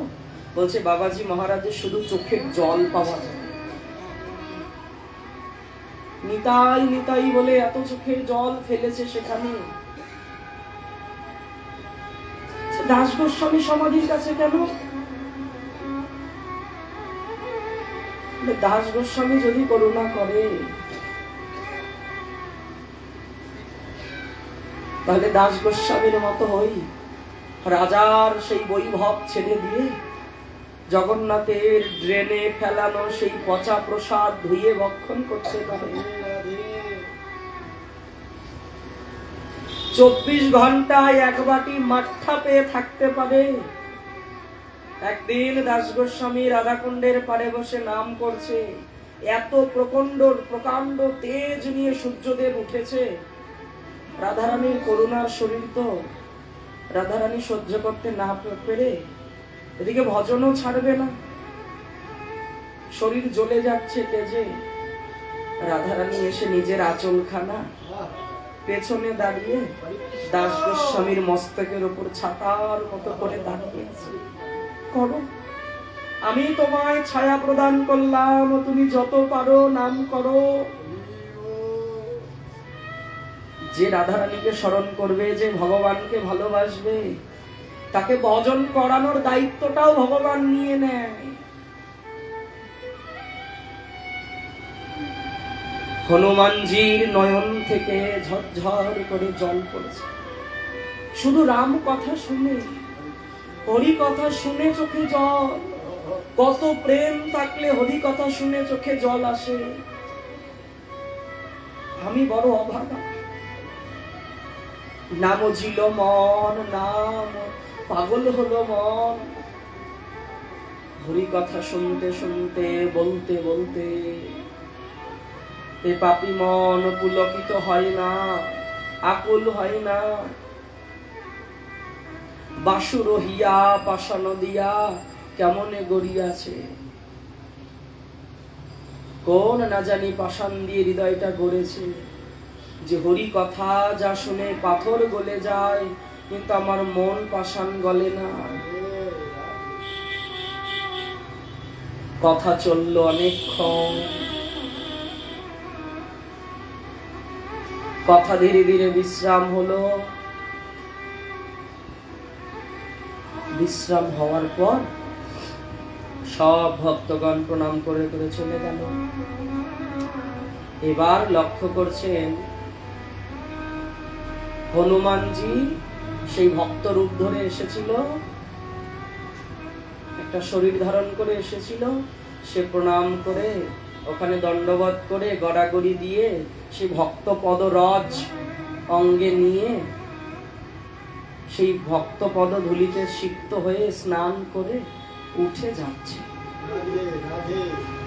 তুলসীদাসজি পেছন নিল। বলে, সাধুর পেছনে পেছনে থাকলে লাভ আছে গো। কি লাভ? বলে, সাধুর পেছন ধরলে সাধু তো কৃষ্ণ সম্পদ পেয়েছে, আমাকেও সেই পথের সন্ধান দিয়ে দিতে পারে। হনুমান একটা সাধারণ বেশ নিয়ে এসেছে, যাচ্ছে, আর তুলসীদাসজি পেছু ধরেছে।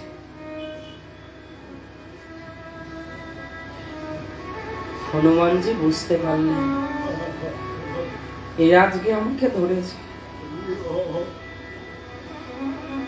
আরে তো রাম ভক্ত, ভক্তরা তো অন্য কিছু চাইবে না, আমার আজকে সম্পদ হানি হবে। প্রেম সে বলো। বলছে, আমার সম্পদ আজকে বাটোয়ারা হবে, আমার সম্পদে অন্য কোনো ব্যক্তির ভাগ বসাবে। জোরে জোরে হাঁটছেন এখন। বললেন অত সহজে তো পাওয়া যাবে না, পেছন ধরে থাকতে হবে।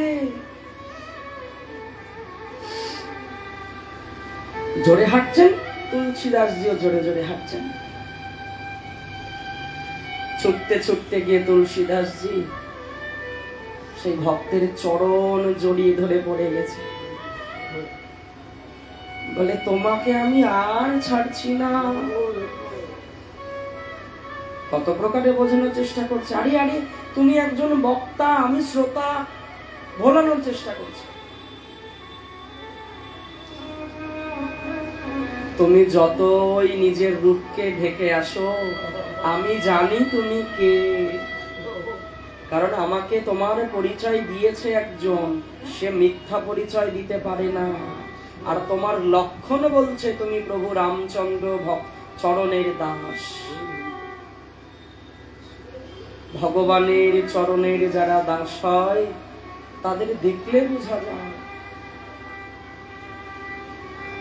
তাদের অন্তরের সেই ভাব যেমন যদি পুষ্প ফোটে তার গন্ধ যেমন এপারা ওপারা ছড়িয়ে পড়ে, ভগবানের যদি প্রকৃত ভক্ত হয় তবে প্রত্যেক ভক্ত সেই ভাবটাকে লুকানোর চেষ্টা করে, ঢেকে রাখার চেষ্টা করে।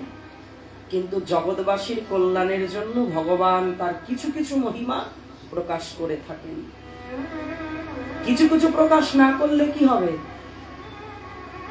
ভগবানের প্রতি আর কারো ভালোবাসা আসবে না। সবাই যদি চোরের মতো চুরি চুরি ভজন করে, চুপি চুপি করে, সেজন্যই তো কলিযুগে ভগবান এসে চুপি চুপি নয়, একেবারে একেবারে খোলামেলা সব প্রকাশ করে দিল।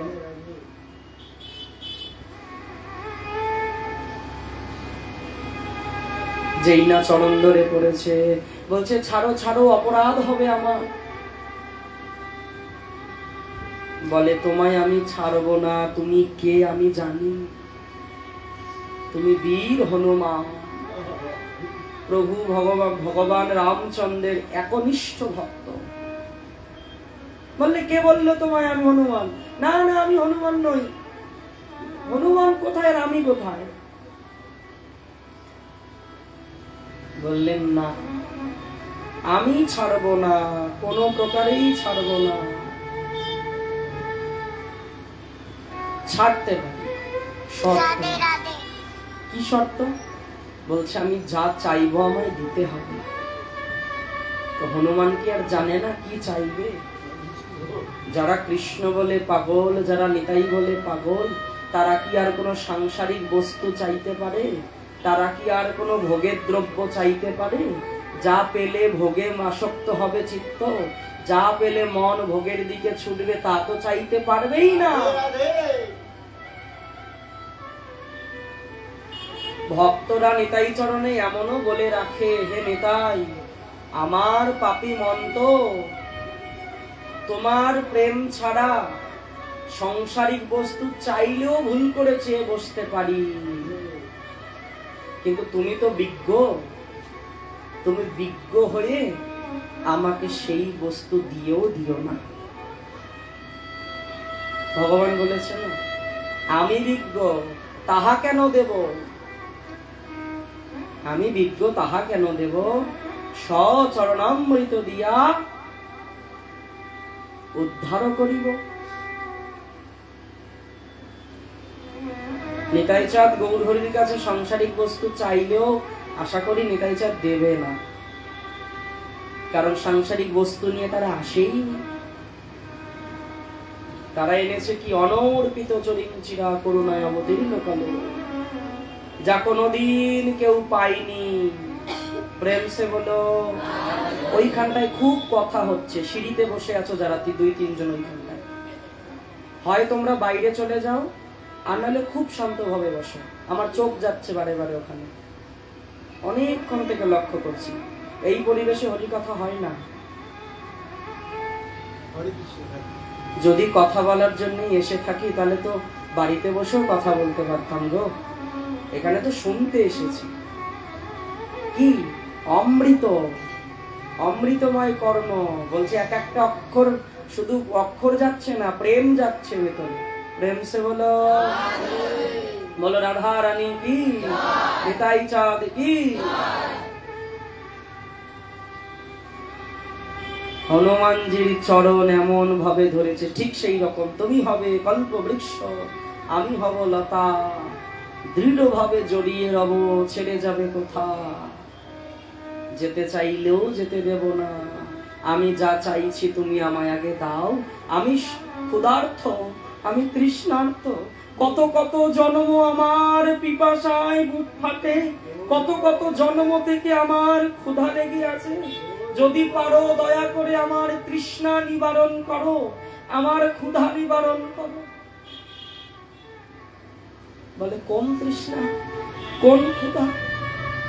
বলে ভক্তদের কোনো অন্য তৃষ্ণা থাকে না, তারা কেবল চায় আমি বৈকুণ্ঠ চাই না, আমি বৃন্দাবন চাই না, আমি নবদ্বীপ চাই না, আমি যেখানে আছি সেখানেই বসে যেন নিতাই বলতে পাগল হতে পারি, গৌর বলতে বলতে যেন হৃদয়ে কম্পিত হয়, পুলকিত হয়, শরীর রোমাঞ্চিত হয়। এই আমার তৃষ্ণা, এই আমার ক্ষুধা, যদি তুমি পারো আমার এই ক্ষুধা তৃষ্ণা নিবৃত্তি করো। বলছে এই ক্ষুধা তৃষ্ণা নিবৃত্তি মানে তো সাক্ষাৎ ভগবানকে দেওয়া। তুমি সরাসরি না বললেও তুমি তো ঘুরিয়ে বলছো, কারণ ভক্তরা তো চতুর হয়।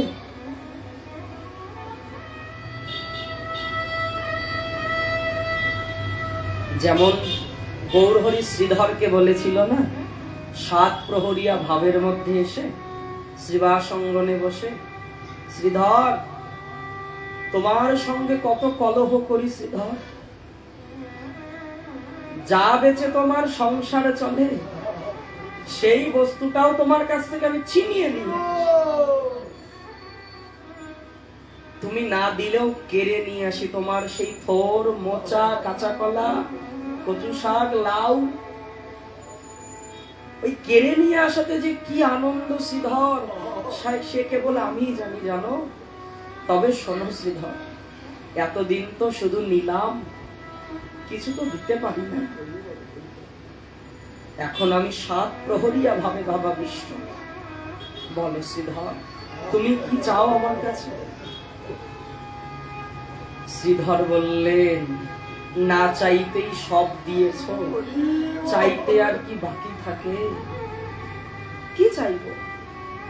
বলে এমন ভাগ্য কয়জনের হয়, নিমাই পণ্ডিত এসে আমার সঙ্গে কলহ করে, ঝগড়া করে। শোনো হে গৌরহরি, তুমি ভাবো শুধু কেড়ে নিয়েই আনন্দ, তুমি জানো না তুমি কেড়ে নিয়ে যে আনন্দ পাও, আমি দিতে চাই না, জড়াজড়ি করি, হস্তাধস্তি করি, এতে আমি কত আনন্দ পাই। প্রেম সে বলো। বলে মনে মনে একটা কথা বলি, ভগবানকে কত লোক দিতে পারে না, হ্যাঁ দিতে চাই, নেই না, আর আমি থাকতেও আমি দেই না। গৌরহরি আমার কাছে কেড়ে নিয়ে যায়, আমি তো তোমাকে আপোষেও দিলে দিতে পারতাম, কিন্তু আমি দেই না কেন জানো? এই তুমি যে আমার সঙ্গে যুদ্ধটা করো, টেনে নাও, আমার কাম, ক্রোধ, লোভ, মোহ, মদ, মাৎসর্য যেন মনে হয় আমার হৃদয় থেকে তুমি টেনে টেনে বের করছো। ও তো লাউ নয়, ও তো থোর নয়, মোচা নয়, কাঁচা কলা নয়, যেন হৃদয় থেকে আমার কাম, ক্রোধ, লোভ, মোহ, মদ, মাৎসর্য তুমি কেড়ে কেড়ে দিচ্ছো। তাই তোমায় আমি বাধা দেই না গো। তুমি কিছু চাও না? চাইবো, আমি যা চাইবো তুমি দেবে? বলে হ্যাঁ, আমি দেব বলেই তো প্রতিজ্ঞা করে বিষ্ণু খট্টার উপরে উঠে আমি বসে আছি। শ্রীবাসাঙ্গিনায় গৌরহরি, শ্রীবাসঙ্গনে শ্রীবাস পণ্ডিতের যে সেবিত শ্রী বিগ্রহ, তা তুলে কোলের মধ্যে বসিয়ে বিষ্ণুর খট্টার উপর নিজে বসে আছে। কি চাই বলো? শোনো হে সচির নন্দন, যদি তোমার দিতে হয় তুমি আমায় এই বর দাও, যে ব্যক্তি আমার থোর মোচা কেড়ে কেড়ে নিয়ে যায়, সে যেন আমার জন্মে জন্মে প্রভু হয়।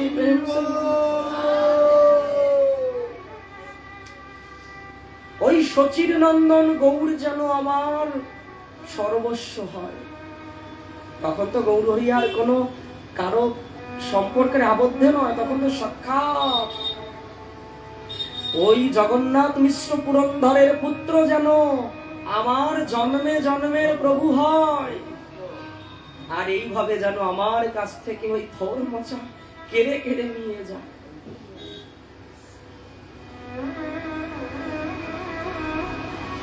বলে ভক্তের কাছে ভগবান আর কত হার মানবে।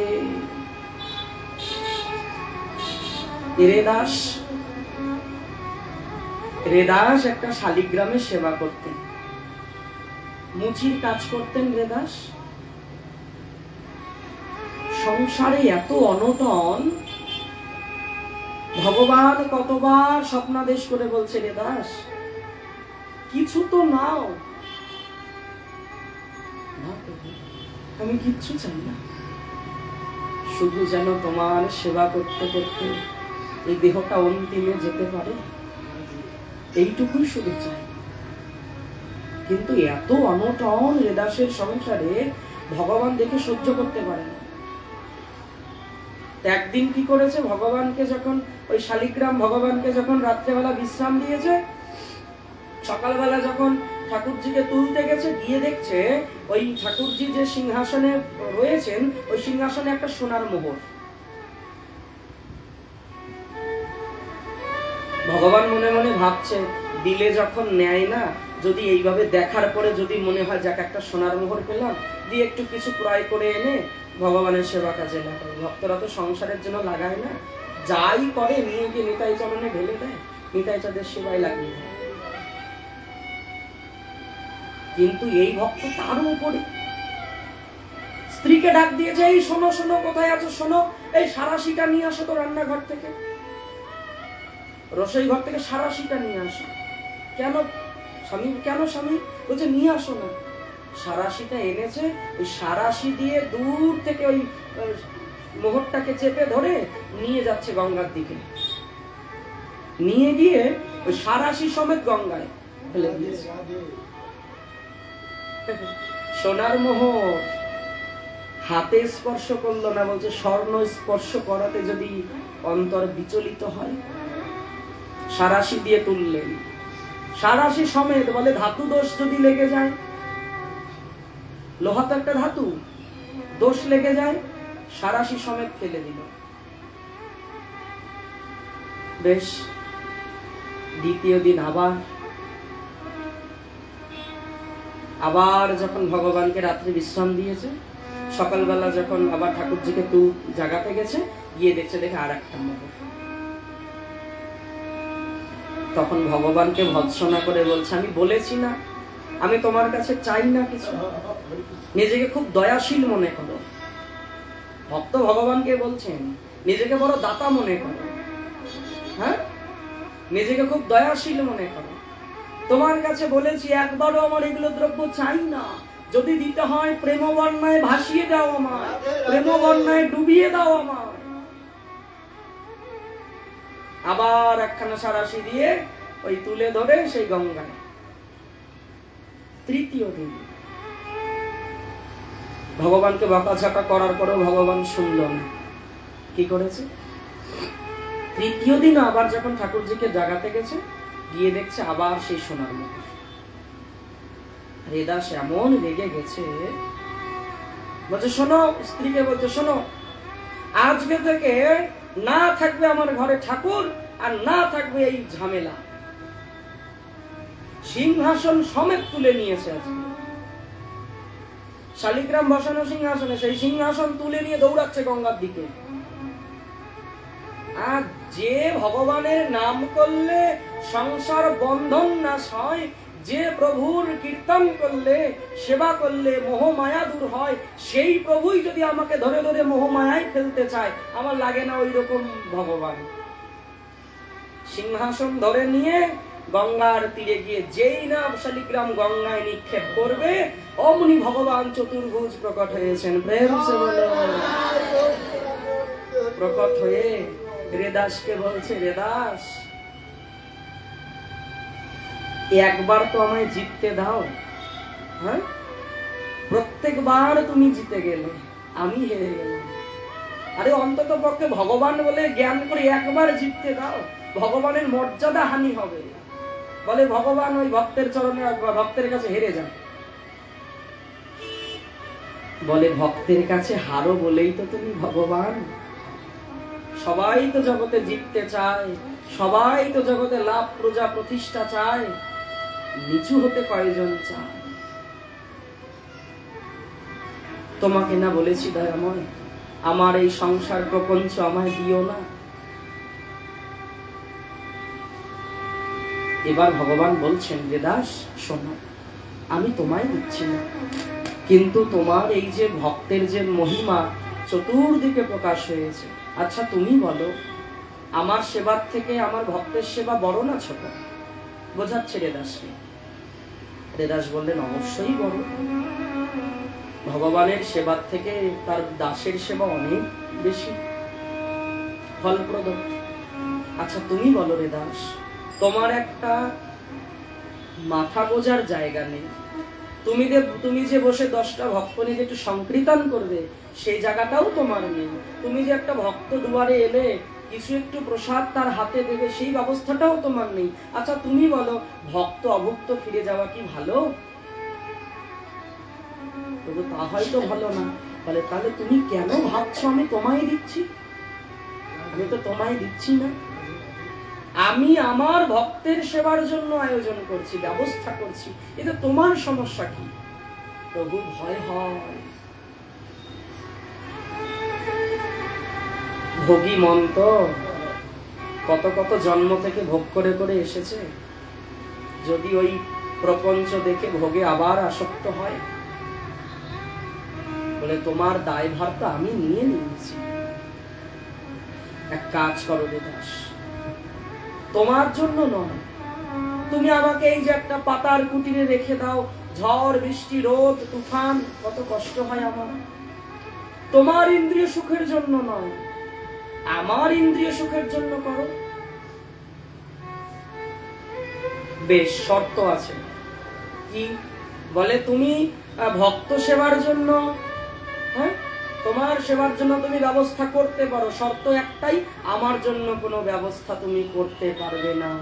আমি যে পর্ণ কুটিরে আছি ওই কুটিরেই আমি থেকে তোমার ভজন করব, আর বাকি তুমি মহল করো, ভক্তদের জন্য করো, কি করবে করো, আমার সেখানে কোনো দায়িত্ব থাকবে না, তোমাকেই দায়িত্ব নিতে হবে। রাধে রাধে।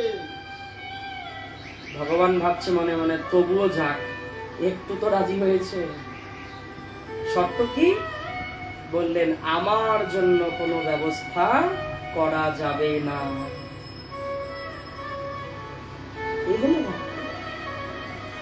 এমন ভাবে তুলসীদাসজি হনুমানজিকে ধরেছেন, কোনো মতেই ছাড়ছে না। বলে আমার তৃষ্ণার নিবৃত্তি করো, আমার ক্ষুধার নিবৃত্তি করো। বলে এ তো কেবলমাত্র ভগবান করতে পারে। জাগতিক তৃষ্ণা ক্ষুধা এ তো জাগতিক জল খাদ্য খেলেই হয়, কিন্তু আধ্যাত্মিক তৃষ্ণা যা হৃদয়ে জেগেছে, সেই তৃষ্ণা কেবলমাত্র গুরু গৌরাঙ্গের করুণাতে সেই প্রেম প্রাপ্তি হবার পরেই মিটতে পারে। প্রেম সে বলো, নইলে তৃষ্ণার নিবৃত্তি সম্ভব নয়, কারো ক্ষমতা নেই। বলছে এই তো ধরা পড়ে গেলে, যদি তুমি ভক্ত না হবে, যদি তুমি হনুমান না হবে, তাহলে এত গুহ্য কথা তুমি ধরলে কেমন? প্রেম সে বলো, যদি তুমি হনুমান না হবে তাহলে এই গুহ্য কথা তুমি ধরলে কেমন? ভক্ত ছাড়া তো এই তত্ত্ব বুঝবে না। প্রেম সে বলো। একটা ফ্ল্যাশ বা কিছু একটা অন করো।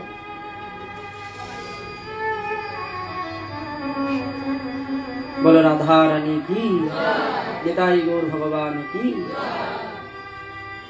বললেন তোমার কাছে ওই তো চাই, আর তো কিছু আমি চাই না। তোমার সম্পদ আমায় একটু দাও, যেমন তুমি রাম নাম শ্রবণে সজল নয়নে দিবানিশি অতিবাহিত করতে পারো, তুমি আমায় এই কৃপা করো যেন আমিও তোমার সেই কিঞ্চিত কৃপা পেয়ে সদা সর্বদা ভগবানের নামে সজল নয়নে ডুবে থাকতে পারি। প্রেম সে বলো, এই তো হলো ভক্তের চাওয়া। ভক্তগণ, আমরা তো দুঃখ সাগরে নিপতিত সর্বদাই, সংসার সাগরে পড়ে আছি, কত কত জন্ম নিতাই বৈমুখ হয়ে পড়ে আছি। এর পরেও যদি হুঁশ না হয়, প্রেম সে বলো, বলো রাধা রানী কি। বললেন এ দেহ তো অন্তিম দশায় পৌঁছে যাচ্ছে, আর কতটুকুই বা কাল বাকি আছে। অন্তিম দশা তো চলছে প্রতিদিন, একটু একটু করে তো অন্তিম দশার দিকেই এগোচ্ছি। এখনো যদি সেই সম্পদ পাওয়ার লালসা না জাগে, তাহলে জন্মটাও চলে যাবে। আবার জন্ম কবে কি হবেন সে তো নিতাই চাঁদ জানে, আর আমার কর্ম জানে। সকলের সেদিকে ধ্যান পূর্বক হরি নাম আস্বাদন করে যেতে হবে। নাম জপ নয়, নাম আস্বাদন করে যেতে হবে। মেশিনের মতো নাম জপ করা আর নামকে আস্বাদন করা তো অনেক পার্থক্য আছে ভক্তগণ।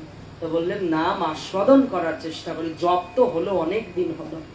বলে আমি 30 বছর ধরে জপের মালা নিয়েছি, বলছে জপেই চলছি জপেই চলছি। বলে আস্বাদন, বলে ওটা আবার কেমন জিনিস? বলছে না, এবার জপের থেকে আস্বাদনের দিকে ধ্যান দেওয়া উচিত। নাম শুধু জপ নয়, আস্বাদন হোক এখন। প্রেম সে বলো। যাই হোক, এই কথার মাধ্যম দিয়ে আমরা কথামৃতকে বিশ্রাম দিচ্ছি। ভুল ত্রুটি মার্জনীয়, অবশ্যই আমার দ্বারা ভুল কোথাও না কোথাও হয়েছে, আমরা সকলে ক্ষমা করবেন। সবাই মিলে দুহাত তুলে হরে কৃষ্ণ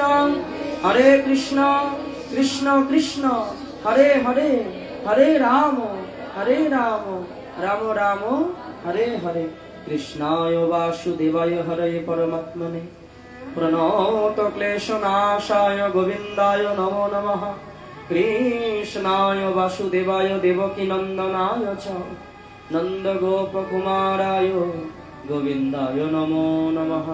ওম তৎসৎ ওম তৎসৎ ওম তৎসৎ। জয় জয় নিতাই গৌর সীতানাথ প্রেমানন্দে হরি।